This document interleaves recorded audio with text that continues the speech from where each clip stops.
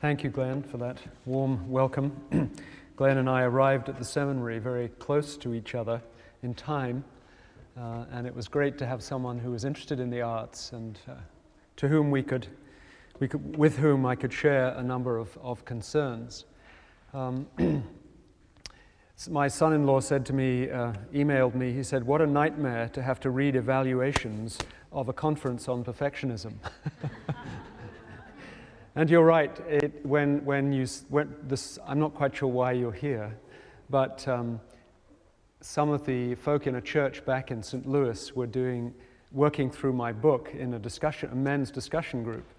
And apparently half the men in that group said, "We can't relate to this stuff at all." And the others were saying, "This guy's reading my mind, this is scary." So some of you may not relate to this at all, but what I want to invite you to do tonight is to reflect with me on culture, on your own heart, your own desires, your own aspirations, and what relevance does Christianity have to all of this? Because you are bombarded by images all around you that I want to share with you tonight. Many of them, I have become a student of magazines, but not so much reading the content as reading the advertisements. I grew up with two sisters. I have my wife, of course, and three daughters who have all navigated their way through adolescence into their 20s, and one of them just a bit beyond that. And so I have been concerned, obviously, about the messages that the culture throws at them, and I, as a man, have different messages thrown at me. So this is really what I want to, in this evening particularly, I want you to think about what is the culture telling us? I talk about the seductive sirens of perfectionism. How are we being drawn towards perfectionism? And is it what is perfectionism anyway? We'll need to do a little bit of defining of terms here. Tomorrow I want to talk more about the causes of perfectionism and in other words, and the perils side of perfectionism. And you see from the title here, what I'm trying to do is to suggest that there is a legitimate pursuit of excellence, of high standards. There's nothing wrong at all with that. And yet sometimes we can do that so much and for the wrong reasons that it becomes a very perilous thing. And before we know it, we're caught up in a very unhealthy sort of perfectionism. So I was at the St. Louis. By the way, is that spotlight up here, is that possible to turn that one off? There's one coming directly down on this point here. Thank you, Kara. I was at the St. Louis airport and noticed this young woman looking at this magazine rack. Now they're all around us, but think what this means for this woman. What is she thinking? What does it do to her own self-image to be standing in front of that? You go to the grocery store, and this is what she was looking at, the close-up view. This is what is, and it seems to me that the world of advertising is designed, and some of you may be in advertising, so maybe I have to be a little careful what I say, is designed to make you dissatisfied with what you have or who you are. It wants you to buy more. It wants you to be better than you are, to be dissatisfied with how you look. I came across some somewhat informal research that came from two articles really. One was looking at the standards of beauty in comparing Los Angeles, New York, and London. And the graph sort of goes somewhat like this. In Los Angeles, there are far more cosmetic surgeons per square mile than there are in London, and New York is somewhere in the middle. The Londoners are more content with a somewhat more frumpy look, and the Los Angeles folk all want to be like the Hollywood stars. Now, this took me into another bit of research by a guy who actually lives in LA, and this is what he said. He said, "I normally like being around attractive people, but my exposure to extreme beauty," and here he is living in a place where they're all collected together. I mean, when you look at these beauties, There aren't many of those as you walk through the streets. At the airport, I was looking at lots of people, trying to see how many would fit this category. Maybe 1 in 500 or something. But he says, my exposure to extreme beauty is ruining my capacity to love the ordinarily beautiful women of the real world, women who are more likely to meet my needs for deep connection and partnership of the soul.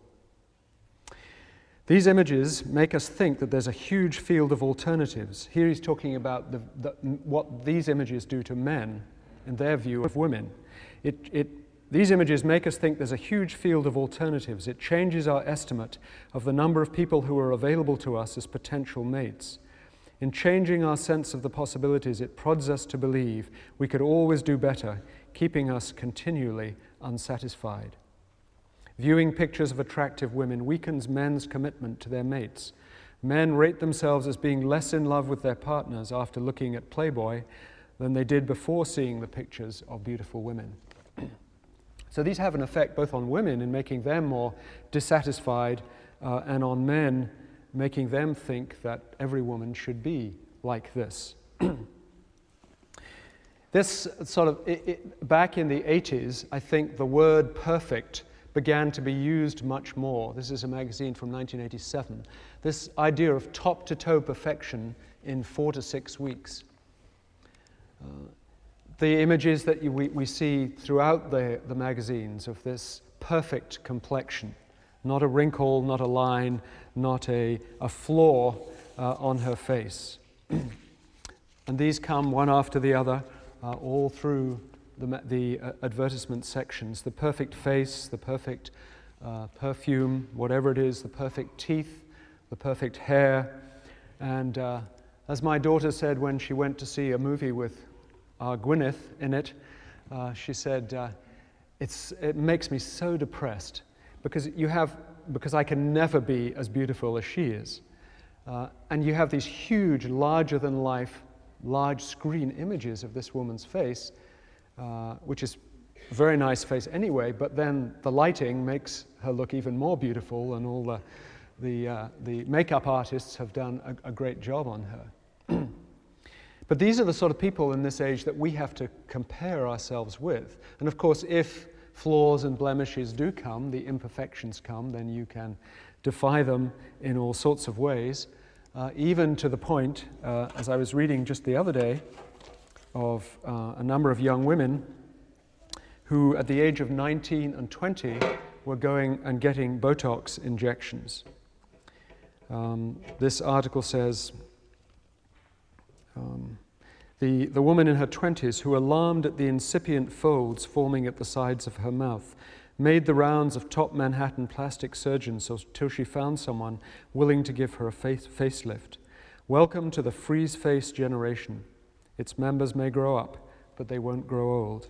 These cryonic enthusiasts aim to put themselves on ice while they are still smooth, not when they are as creased as Walt Disney, and so on. Now, they comment that many of this generation have seen their parents sunning themselves and getting brown and wrinkled, and are determined that they will never be like that as they grow up. So you have the rise of Botox, and of course there are great claims for all sorts of things, of collagen injections and other things that are better than Botox, the anti-aging breakthrough. And I think in the future we will be surrounded by an incredible number of anti-aging products. It's coming already, but even more so in the future. And here is one that is even called Perfectionist, I was glad to see. And this perfect, flawless face again. And even one I discovered the other day called Double Perfection. How much better can you get than that? And then, of course, not only do you have to have the perfect face, you have the perfect accessories that go along with this, the perfect jeans and the perfect figure to fit into these jeans. Then you have to have the perfect jewelry, hair, nail varnish, and everything else. And it's amazing to me how often this word perfection occurs in these advertisements. This is one just from the other day, I think from possibly the New York Times. And then you have the more perfect accessories that come along, interesting little title to this one, Object Worship, which betrays something of what we may get into a little later on, is how important are all these things to you? Because beauty, clothes, hair, complexion, they're not things that we should not be concerned about. It's more a question of how much we are concerned about them. And the men don't escape all this, of course. There are these handsome-looking guys in their fine clothes and the rugged Ralph Lauren tan and look. This is a more up-to-date Ralph Lauren model. And of course, many people spend a lot of time reading the stories of many of these Hollywood stars in People magazine. The thing that teenagers read most is, of course, magazines like People and teen magazines and so on, where they're bombarded by these advertisements. But here you discover that, in fact, the outside lives of these people, they look great, but inside they're often a mess. Their relationships are messed up, they've been through multiple marriages, and so on. So there's a clue, there's a crack here that begins to appear in this flawless external appearance. But we search with many other people for the perfect body. The pressure builds, especially amongst teenagers, to have that perfect form. And you're surrounded by these sorts of images with Shape magazine. Here's a great collection of body parts that you can get. Jennifer Lopez's amazing abs, Heidi Klum's sexy butt and legs, and Jennifer Garner's awesome arms. You put them all together and you have the perfect woman. Now, if you've been raised with Barbie or even with G.I. Joe, for a man, you know that the proportions here are sort of out of proportion to reality. They don't work in a real person. But for a child who's raised with this image of body shape and body proportions, this may have quite a marked effect, imprinting effect, on what the perfect woman or man should look like. If you've been raised on Baywatch, of course, you have a very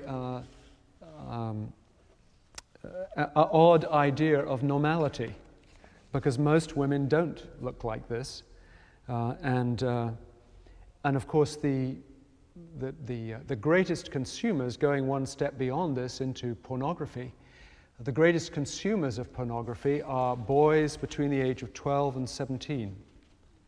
Now they are learning about women, about love, about sex, all through pornography, which is a pretty horrendous place to learn it, because you come out with a very distorted view of reality. But these images surround us, the desire to get the body that you'll love, that perfect shape. And being surrounded by these, as I've said already, makes you, I think, often more dissatisfied with the way you are. Now, behind the scenes, as you may realize, there is someone who makes these pictures perfect. Intriguing looking guy, don't you think? This was an article in the New York Times, and just describing, he's the one who makes your thighs thinner or your butt smaller or whatever you need to have done for the screen test. Now the men, as I've said, they too, increasingly we see the cultivation of this buff, muscular image for men, which may take many hours, many hours of working out in the gym or taking a few extra chemicals to build your muscles to look like this. The Abercrombie and Fitch image is of one of a highly sexualized lifestyle as well. So it's conveying a certain subcultural value. Or men's health, or even more extreme, some of these guys who are way out of reality.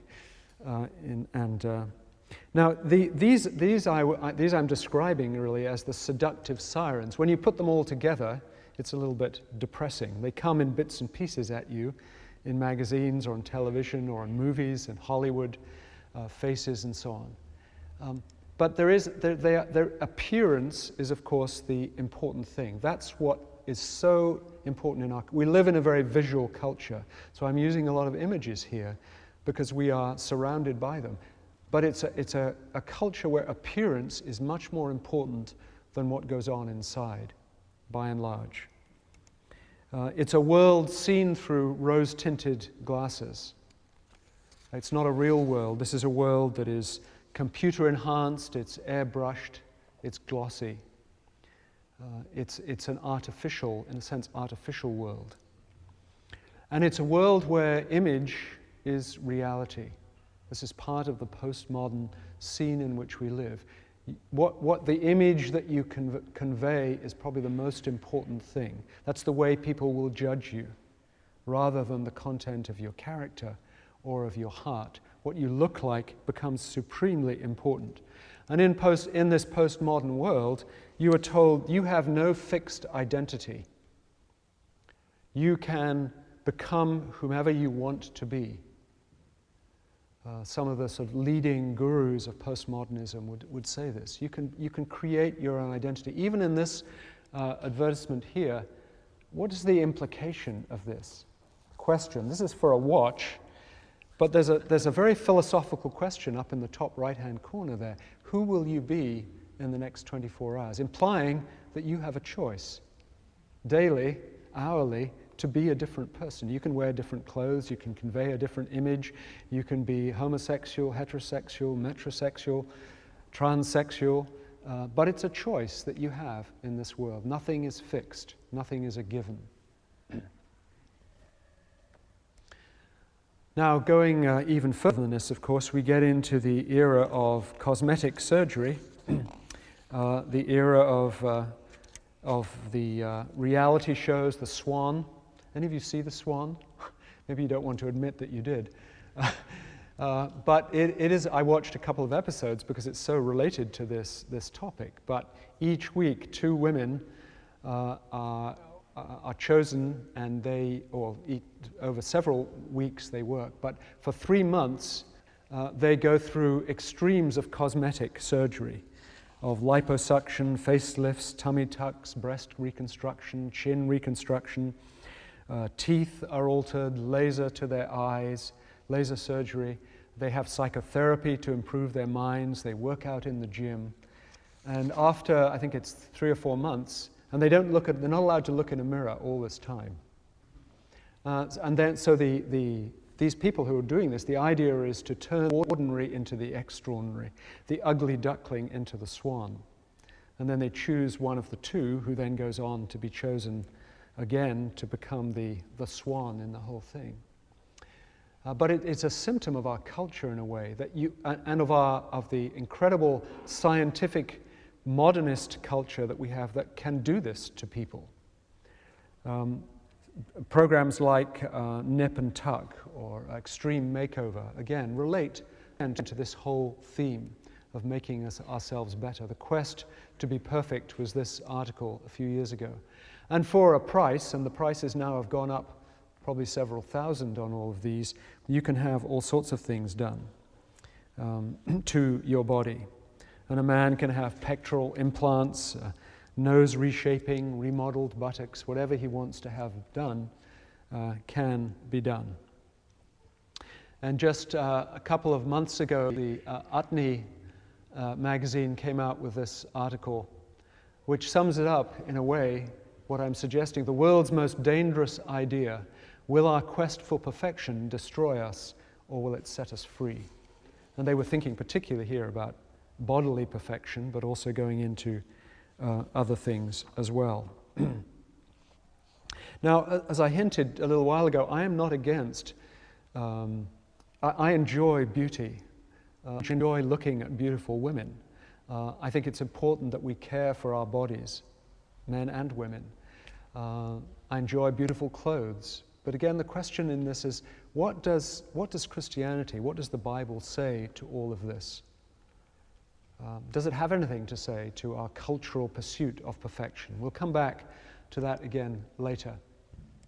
Now, in this pursuit of perfection, there is another driving force, which I've called here under the heading of the pursuit of excellence, because we recognize that technology and all the advances in technology give us incredibly wonderful things in our lives. We have this beautiful car with its surround sound and computer-assisted navigation, which will talk to you, promise to be your friend and guide you wherever you want to go. These cars are miracles of modern engineering compared with what we had 50, 80 years ago. Genetic engineering, advances in medicine, in science, give us the impression that one day maybe we will be able to defeat disease and even perhaps conquer death and live forever. If you think of just the discovery of antibiotics, and which was relatively recent in the history of mankind, in many people in years gone past with an infected finger might have got septicemia and died. In the mountains of Afghanistan, 35% of women who are having children from the point of conception to childbirth die. That's the way it used to be in medieval England, in this country in the early years, before the miracles of modern medicine. So technology has given us many wonderful things, many wonderful advances, promising us the key perhaps to perfect health, the key to overcoming death, and allowing us to dream of genetically engineering children, babies, and having no defects, no inherited congenital diseases at all. This theme of redesigning humans, our inevitable genetic future, suggests that a woman might go into a clinic when she's pregnant, have a chromosome module inserted to eliminate disease, to enhance personality of her child, and to enhance intelligence and beauty. And the question is, how far will we go with these improvements? And then, of course, once we've got this perfect one, we can clone them. So the next one can be as well. And then you have the production line mentality that comes with that. Now, some of you may have seen the movie Gattaca. There is a 5-minute scene in that, which I want to show you, if we can get technology to go with us here. And this is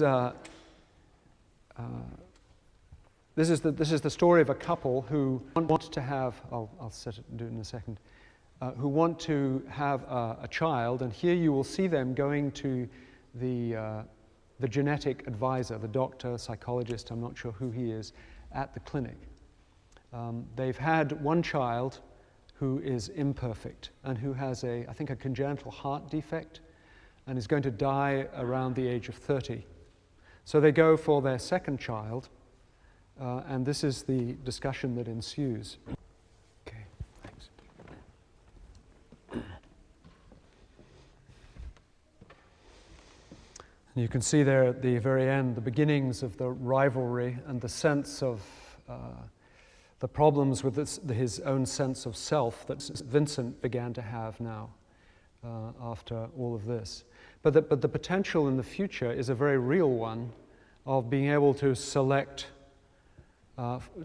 babies, select genes for more perfect attributes.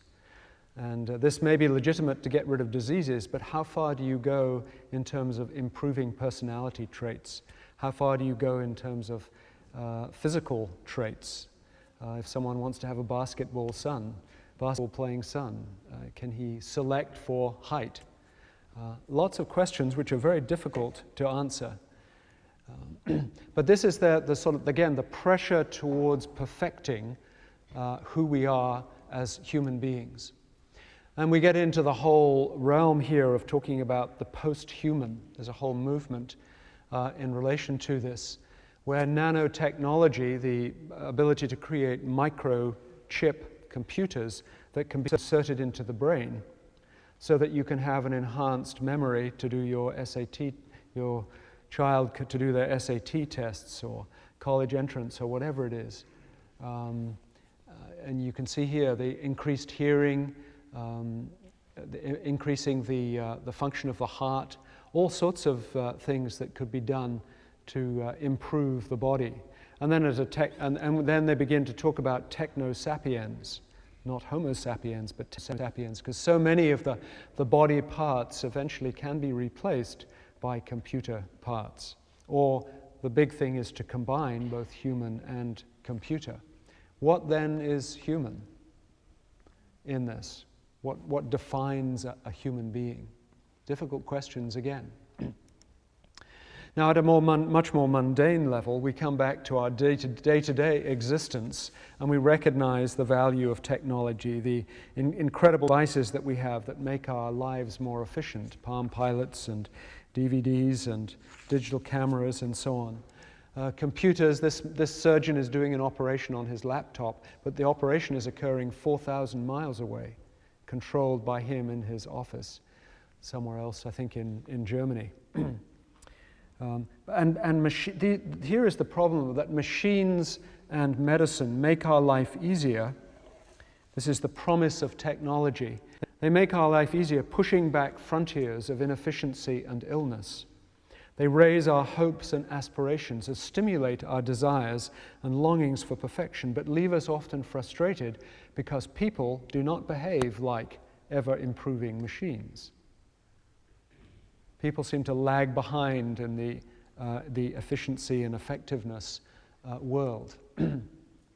But you can add on to the improvements of technology a lot of hard work and commitment and discipline. And many of you, I think, are here in this city because you have shown that you have a lot of ability to do hard work and commit yourselves to things. Discipline yourself to a certain lifestyle.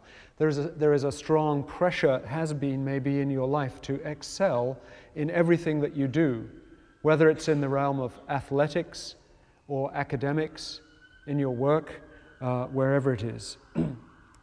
And in the realm of athletics, of course, we a few years ago, and it will come round again, we're every so often reminded of these incredible people who have trained hours and hours every day, who have natural abilities and gifts, and are able to train themselves to do the most incredible things, whether it's skating or skiing, whatever it is, and reach that point of what the judges regard as the perfect 10.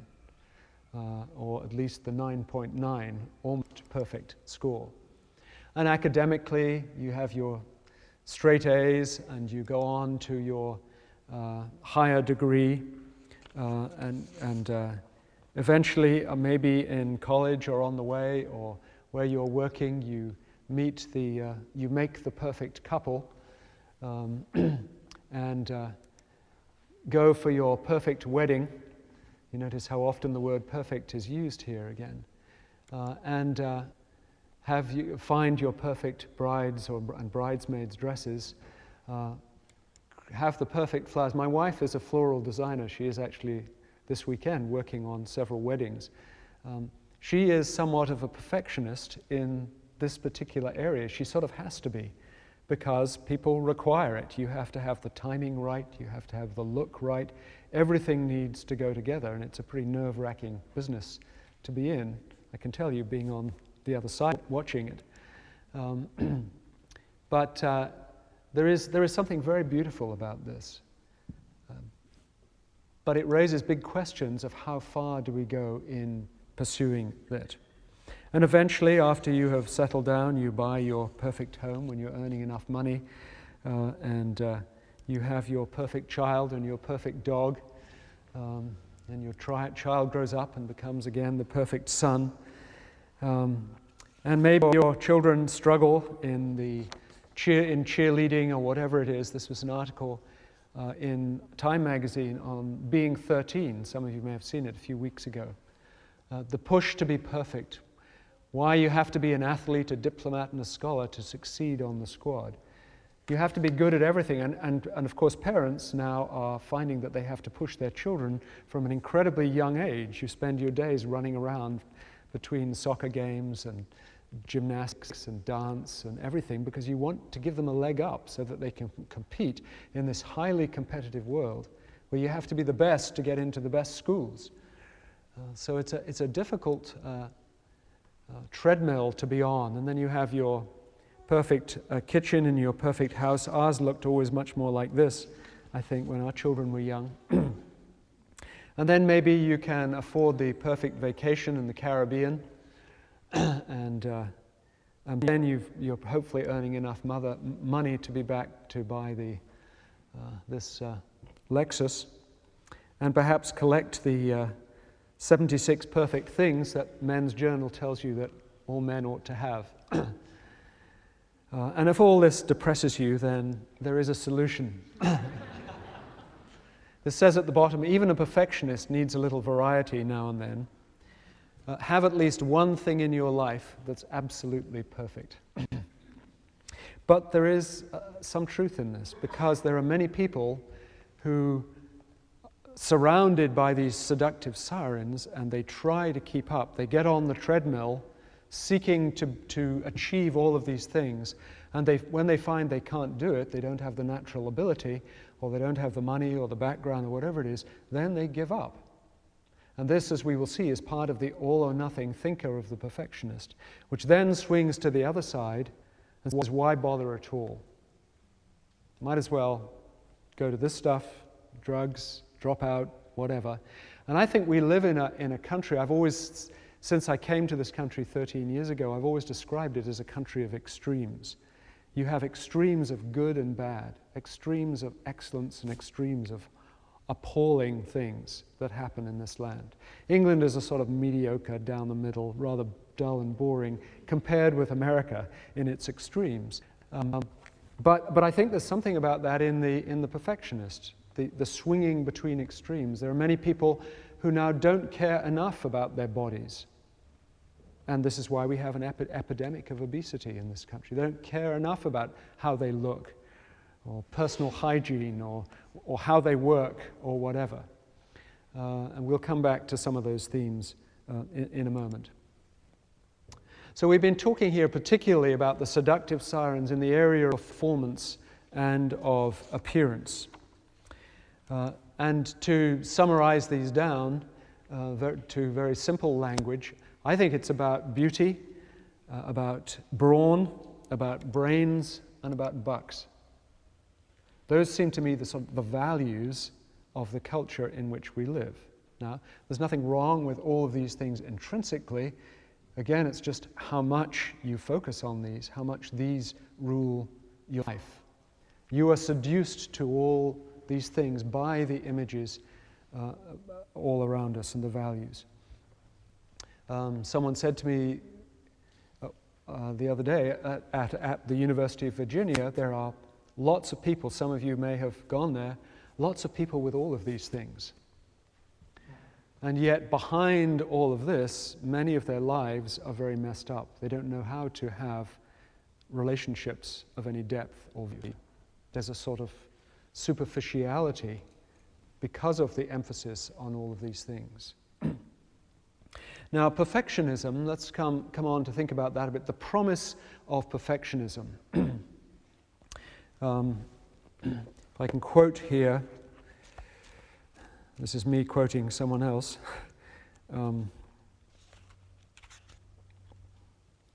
This is Miriam Elliott and Susan Meltzner. In a book, The Perfectionist Predicament, they say, there's no denying that when you count up material comforts, remarkable achievements, and other outward signs of success, perfectionism will seem to have served you well, especially in this day and age. We have been going through an era in which setting high standards and devoting an inordinate amount of time and energy to attaining them is considered a prerequisite for success. More is better, we are told. Only the best is good enough. It's a jungle out there, and if you're going to survive, you need an edge, an advantage, an ace in the hole. Perfectionism certainly looks like it will give you the winning hand and keep you one step ahead of your cutthroat competitors, but appearances can be deceiving. The downside of perfectionism. And so, because I'd like to leave a little time for some discussion questions on what I've talked about already. Okay?